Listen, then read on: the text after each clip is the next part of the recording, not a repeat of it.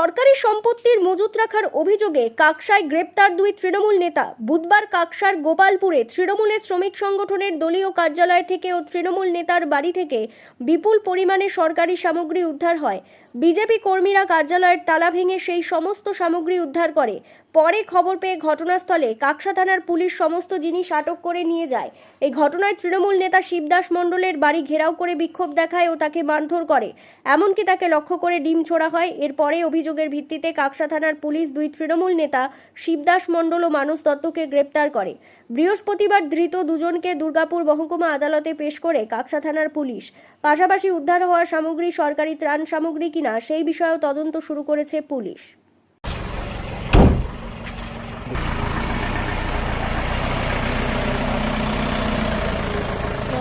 সমান যায় না।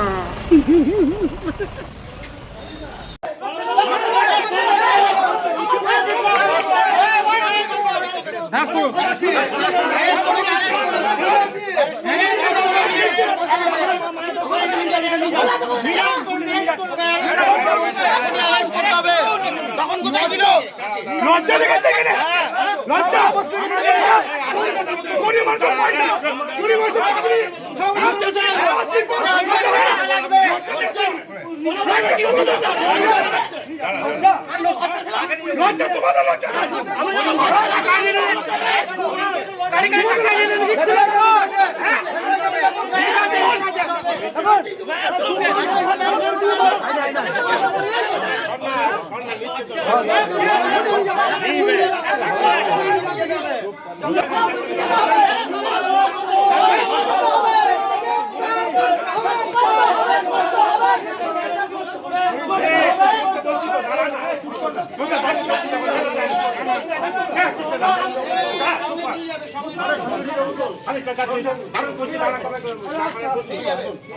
যারা বাঁচাচ্ছে তারা জানে না।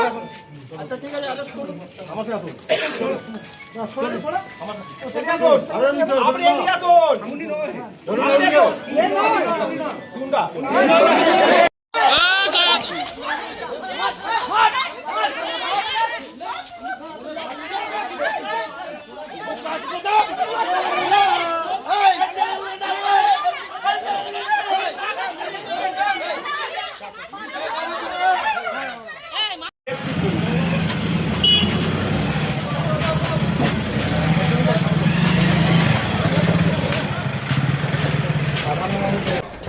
কি হয়েছিল, এর কি মনে হচ্ছে? স্যার এটা ফাঁসানো হয়েছে। হ্যাঁ, ফাঁসাচ্ছে।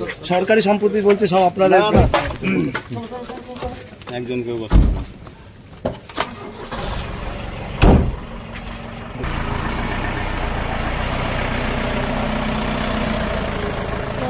সমান যায় না।